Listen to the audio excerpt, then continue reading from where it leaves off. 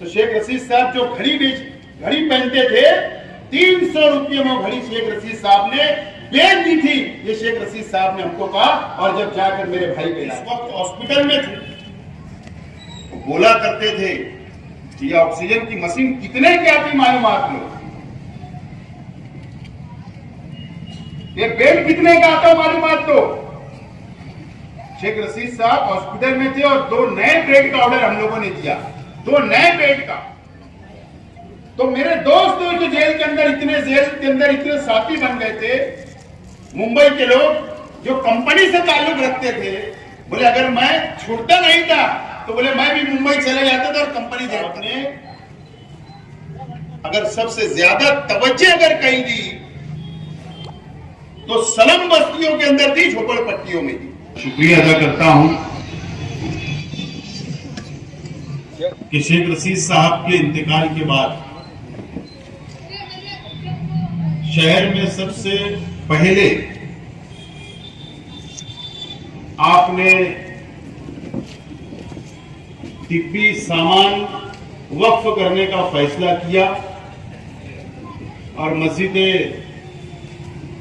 आमना अशरफी को आज आप और हमारी मौजूदगी में, जो मेरे पीछे स्टेज के ऊपर हॉस्पिटल के जो पलंग हॉस्पिटल में जो होता है वो आपको नजर आ रहा है, व्हील चेयर नजर आ रही है, ऑक्सीजन की मशीन नजर आ रही है। ऐसे कई तिब्बी सामान नौजवानों ने खरीद कर अपने जाती पैसे से शेख रशीद साहब को इस सवाब के लिए मस्जिद को वक्फ कर रहे हैं। मैं मेरी परिवार की ओर से, मेरे तमाम ही नौजवान साथियों की ओर से आपका बहुत बहुत शुक्रिया अदा करता हूं और अल्लाह से दुआ करता हूं अल्लाह ताला आपको खूब खूब जज़ाए खैर अता फरमाए। और पहला कदम आपने बढ़ाया। अभी तक हमने परिवार में फैसला नहीं किया कि हमको सामाजिक कौन सा काम करना चाहिए शेख रशीद साहब के नाम से, गरीबों की किस तरीके से मदद होते रहना चाहिए शेख रशीद साहब के नाम से, या हमको और क्या शेख रशीद साहब के की याद में करना चाहिए। आज तक अभी तक हमने फैसला नहीं किया, लेकिन ये गुरुवार वार्ड के नौजवानों ने, आपने एक कदम आगे बढ़ाया। मैं आपको मुबारकबाद भी देता हूं और आपका शुक्रिया भी अदा करता हूं। ये नौजवान साथी शेख रशीद साहब के इंतकाल के बाद मेरे पास आए और मुझको कहने लगे कि हम लोग ये चाहते हैं कि शेख रशीद साहब के इसाले सवाब के लिए हम लोग राशन की किट तकसीम करना चाहते हैं। मैंने उनसे कहा कि राशन की किट मत तकसीम करो, आप जरूर करना, लेकिन रमजान महीना आएगा जब करना। लेकिन शहर में जरूरत किस चीजों की है?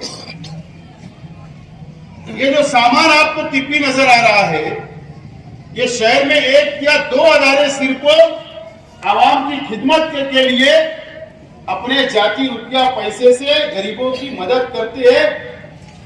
सिर्फ 1 या 2 अदारे हैं और ऐसे कई 100 अदारों की जरूरत आज हमें शहर के अंदर है, जो इस तरीके का सामान गरीब आवाम के लिए एकदम मिनिमम चार्ज में, एकदम कम पैसे में वो वक्फ करे और आवाम और गरीब आवाम का को फायदा किस तरीके से मिले, ये कदम उठाना चाहिए। मैंने उनको मशवरा दिया। उसी वक्त बैठे हुए मैंने उनको मोबाइल नंबर भी दिया कि सामान फला जगह मिलता है, आप जाओ। और ये नौजवानों ने उसी वक्त वहां पर गए, ऑर्डर दिया और आज आप लोगों के सामने सामान नजर आ रहा है। गरीब के घर में अगर कोई बीमारी हो जाए तो आमतौर पर हॉस्पिटल के अंदर 2 दिन 3 दिन वो बेड के ऊपर रहता है, पलंग पर रहता है। अगर पैर का ऑपरेशन हो जाए तो बाद में वो जब उसको घर पे लाया जाता है तो उसके घर के ऊपर पलंग भी नहीं होता और उसको जमीन के ऊपर सोना पड़ता है। लेकिन आज ये पलंग आपको नजर आ रहा है जो हॉस्पिटल के अंदर होता है, ये जो मस्जिद को दिया जाएगा, जहां तक मेरी मालूमात है कि ये लोग मस्जिद के जिम्मेदारान को वक्फ करेंगे तो सिर्फ 10 रुपया रोज या 5 या 15 रुपया रोज का वो रेट रखेंगे ताकि गरीब भी अदा कर सके। और एक महीना भी अगर वो गरीब के घर में जो पेशेंट होगा, जो बीमार होगा, वो पलंग के ऊपर रहेगा तो 300 रुपया महीना सिर्फ लग सकता है। आज हम लोगों ने देखा कोरोना के जमाने में ऑक्सीजन की कितनी कमी महसूस हो रही थी, दर दर भटकना पड़ रहा था, हॉस्पिटलों के अंदर ऑक्सीजन नहीं था, कई लोग को ऑक्सीजन नहीं मिला और वो इंतकाल कर गए, दुनिया से चले गए। जरूरत इस बात की है कि हॉस्पिटल के अंदर, आईसीयू के अंदर ऑक्सीजन होता है, लेकिन एक गरीब, उसके घर के लोगों को अगर 40 दिन जरूरत पड़ जाए, 50 दिन उसको अगर आईसीयू में रखने की जरूरत पड़ जाए और ऑक्सीजन उसको लगेगा तो वो क्या करेगा? उसके पास तो इतना रुपया पैसा नहीं होगा कि वो जेब से आईसीयू का बिल भर सके, हॉस्पिटल का पैसा अदा कर सके। कम से कम उसके लिए राहत होगी कि यह ऑक्सीजन मशीन अगर चंद पैसों के अंदर रोजाना भाड़े पर, किराए के ऊपर अगर उसको घर के अंदर मिल जाए तो वो चाहे 2 महीना लगे, वो ऑक्सीजन मशीन उसके पास रहेगी और उसको ऑक्सीजन मिलता रहेगा। कितनी बड़ी चीज है, आज हमको नजर नहीं आ रही है। व्हील चेयर, कोई अगर मरीज होता है वो चल नहीं पाता तो घर वाले उसको उठाकर रिक्शा में बैठाते हैं, फिर बाहर ले जाते हैं, फिर हॉस्पिटल ले जाते हैं। लेकिन उसको अगर इत्मीनान से ये व्हील चेयर मिल जाए तो इत्मीनान से बैठाकर उसको कई दूर रास्ता चला सकते, बैठा सकते। ऐसे बहुत तिब्बी खिदमत के लिए जो इन्होंने जो चीजें यहाँ पर रखी है, सामान जो है जो वक्फ कर रहे हैं, मैं मुबारकबाद देता हूँ। ये जरूरत इस शहर के अंदर है, गरीब बस्तियों के अंदर जरूरत है। और मैंने इसलिए तो मशवरा दिया था कि शेख रशीद साहब जिस वक्त आईसीयू के अंदर थे, जिस वक्त हॉस्पिटल में थे, वो बोला करते थे कि ये ऑक्सीजन की मशीन कितने की आती मालूमात लो, ये बेड कितने का आता मालूमात दो। शेख रशीद साहब हॉस्पिटल में थे और 2 नए बेड का ऑर्डर हम लोगों ने दिया, 2 नए बेड का। जो बड़े बड़े आईसीयू के अंदर रहते हैं वो बेड हमारे वहां रखा है, हमारे वहां भी किसी को जरूरत शहर में पड़ जाए तो हम लोग भी देने के लिए शेख रशीद साहब ने उसी वक्त खरीदने का कि खरीद लो उसको। और शेख रशीद साहब कहा करते हैं सामान की जरूरत है, आज हमारे पास रुपया पैसा है, आज हम अदा कर रहे हैं, लेकिन मेरे शहर के लोग गरीब है जो उनके पास पैसा नहीं है और उनको अगर ये जरूरत होगी तो वो कहां से लाएंगे। ये शेख रशीद साहब हॉस्पिटल में बैठकर सोच रहे थे। इसलिए मैंने नौजवानों को दिया सलाह, ये करो और ये लोग करें, इंशाअल्लाह ये शहर के अंदर तहरीक मिलेगी दूसरे अदारे कल्बों को। जरूरी नहीं शेख रशीद साहब के नाम से, अपने मरहूमिन के नाम से भी आप बना सकते हो, सामान लाकर खरीद के गरीब को तकसीम कर सकते हो, गरीब को उसकी सहूलत मिल सकती है। और क्या वजह है कि शेख रशीद साहब, क्या वजह है कि शेख रशीद साहब इतने गरीबों के हमदर्द हैं? मैं बड़ा बेटा हूं शेख रशीद साहब का। जो शेख रशीद साहब अपने हमारे घर के अंदर, हमारी फैमिली के अंदर, शेख रशीद साहब उनके दोस्तों के अंदर बैठ के जब कुछ बातें बताया करते थे तो हम लोग भी सुना करते थे। यकीन नहीं आएगा आपको, शेख रशीद साहब की जबानी में बोल रहा हूं। मेरा छोटा भाई, उससे जो छोटा है, शेख रशीद साहब जेलों के अच्छे मेंबर थे, उनके साथ शेख रशीद साहब मेंबर थे पहली मर्तबा। उस वक्त भी शेख रशीद साहब मजदूरी किया करते थे और उस वक्त मेरे भाई को टीबी हो गई, छोटे भाई को टीबी हो गई। शेख रशीद साहब ने हमको बताया, मैं भी तो जब छोटा ही, पैसा नहीं था इलाज के लिए, तो शेख रशीद साहब जो घड़ी पहनते थे, 300 रुपये में घड़ी शेख रशीद साहब ने बेच दी थी। ये शेख रशीद साहब ने हमको कहा, और जब जाकर मेरे भाई का इलाज किया गया था, तो वो गरीबी से शेख रशीद साहब और हमारा परिवार ऊपर आया हुआ है, और इसीलिए शेख रशीद साहब को गरीबों से हमदर्दी है।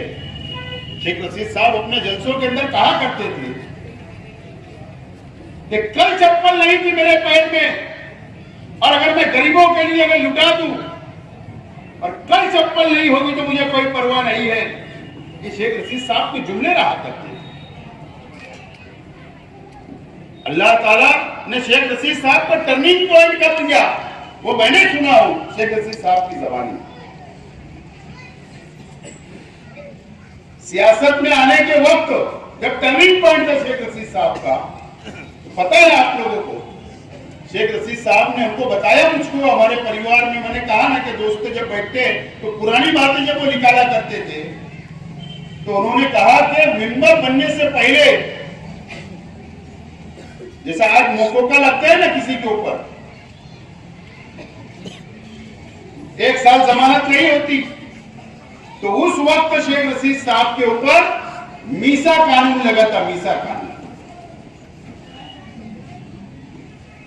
और वो सेंट्रल जेल में थे, और उस वक्त भी जातिवाद फसादात होते थे, हालात खराब हुआ करते थे, तो शेख रशीद साहब पर भी वो इल्जाम लगा, और उस वक्त की सरकार, उस वक्त की पुलिस ने शेख रशीद साहब और उनके तमाम ही दोस्तों को मीसा के तहत जेल के अंदर डाल दिया। 1 साल जमानत की गारंटी नहीं। उस वक्त हारून अहमद अंसारी साहब का बहुत दबदबा महाराष्ट्र की हुकूमत में हुआ करता था, कांग्रेस पार्टी से। मुस्तफा सेठ पीढ़ी वाले, फकीर मोहम्मद शाहदात खान और यूसुफ बाबा, उनको यूसुफ डबल के नाम से पहचानते थे, और मेरे चाचा बशीर चाचा, ये सभी लोग हारून अहमद अंसारी साहब के पास मुस्तफा सेठ ने लेके गए और बताया, अपनी दास्तान बताया कि मीसा के अंदर बंद है, इनके भाई है। और उस वक्त वजीर आला को, चीफ मिनिस्टर को पावर हुआ करता था कि अगर किसी को 1 साल की सजा, 1 साल के लिए अगर जेल में डालेंगे तो बीच में जमानत दे देना, छोड़ देना। चीफ मिनिस्टर को पावर था उस वक्त, हारून अहमद अंसारी साहब ने लेकर गए, और उस वक्त तो चीफ मिनिस्टर साहब ने उनको 6 या 8 महीने के अंदर जमानत हो गई, वो बाहर आ गए। उस वक्त इलेक्शन लग गया, और शेख रशीद साहब को हजारखोली से, उस वक्त हजारखोली वो इलाका दूसरी पार्टियों का इतना दबदबा था कि कांग्रेस पार्टी का झंडा भी नहीं लगता था। उस वक्त तो शेख रशीद साहब को टिकट दे दिया गया, और शेख रशीद साहब चुनकर आ गए, तो वो सियासत में आए, और गरीबों के जो गरीबी उन्होंने देखी, गरीबों के हमदर्द बन के पूरी जिंदगी गुजार के दुनिया से चले गए। लेकिन शेख रशीद साहब ने बहुत दिलचस्प बात उस वक्त कही कि अगर मैं मीसा से मैं जमानत नहीं होती, तो मेरे दोस्त जो जेल के अंदर इतने साथी बन गए थे, मुंबई के लोग जो कंपनी से ताल्लुक रखते थे, बोले अगर मैं छूटता नहीं था तो बोले मैं भी मुंबई चले जाता था और कंपनी ज्वाइन कर लेता था। अब ज्यादा खुल के तो नहीं बोल सकते, लेकिन कंपनी ज्वाइन कर लेता। ये शेख रशीद साहब ने कहा, अगर वो छूटते नहीं, वो सियासत में नहीं आते, वो मेंबर नहीं बनते, वो सदर बल्दिया नहीं बनते, वो एमएलए नहीं बनते, तो वो आपके और हमारे साथ नहीं रहते। लेकिन जो गरीबी शेख रशीद साहब ने देखी, हमारे परिवार ने देखा, और इसलिए शेख रशीद साहब ने हम सब लोगों को सिखा कर गए कि गरीबों की मदद करना, रुकना मत, गरीबों की मदद करते रहना।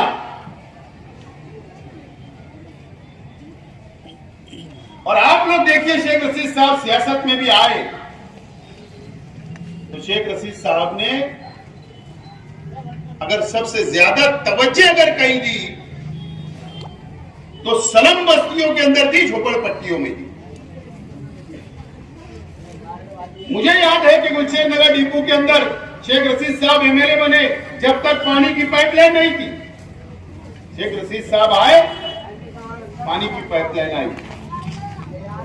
मुझे याद है जब पानी पहुंचा, जब गड्ढे बनी, जब रोड तामीर हुए, ऐसे अनेक झोपड़पट्टियों के अंदर ऐसी हालत थी जब तक शेख रशीद साहब एमएलए नहीं थे।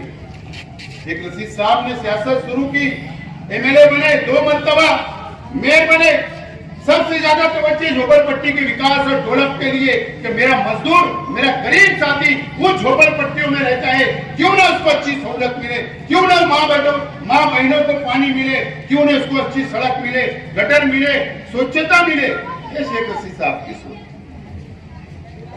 और वही मिशन लेके इंशाल्लाह हम भी चल रहे और आगे भी हम लोग चलते रहेंगे। उसके अंदर कोई रुकावट इंशाल्लाह नहीं आएगी। लेकिन ये सियासी मंच नहीं है। सियासी मंच तो अभी लगाए, हम लोग लगाएंगे और उसके बाद पूरी सियासी बात होगी। लेकिन आप तमाम ही लोगों को इस बात को मैं यकीन दिलाता हूं, हमारे परिवार की तरफ से, कि आप लोग इत्मीनान रखें। शेख रशीद साहब ने जिस तरीके से शहर के गरीबों को लेकर चला है, आपके सुख दुख के अंदर शामिल हुए शेख रशीद साहब, जिस तरीके से गरीबों की मदद शेख रशीद साहब ने की, आपके मैंने देखा हूं कि ऑफिस के ऊपर बैठ के कई हमारी बेटियों की, कई बहनों की पंचायत शेख रशीद साहब ने हल की।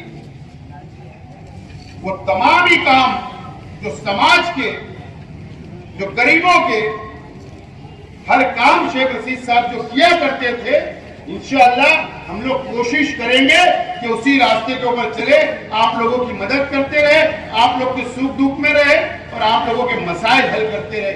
इस बात का मैं वादा करता हूं मेरी परिवार की तरफ से और हम तमाम ही लोगों की तरफ से। आप लोग इत्मीनान रखें और मैं ये शहर के और इस गुरुवार वार्ड के नौजवानों से अपील करता हूं कि ये एक नौजवानों ने कदम बढ़ाया, ये तिब्बी सामान दे रहे, आप लोग भी आगे आइए। जरूरत है कि शहर के गरीबों की मदद करने के लिए, जरूरत है एक दूसरे का साथ देने के लिए और इंशाअल्लाह मुझे उम्मीद है कि यहां से एक नई तहरीक मिलेगी और ये नौजवानों की तर्ज पे हम लोग भी चलेंगे और गरीबों का साथ देने की कोशिश करेंगे। मैं ज्यादा वक्त नहीं लेते हुए फिर एक मर्तबा राजू राकेश वाले तमाम उनके नौजवान साथियों को मुबारकबाद देता हूं, सलाम करता हूं और मेरी बात खत्म करता हूं। शुक्रिया, अल्लाह हाफिज।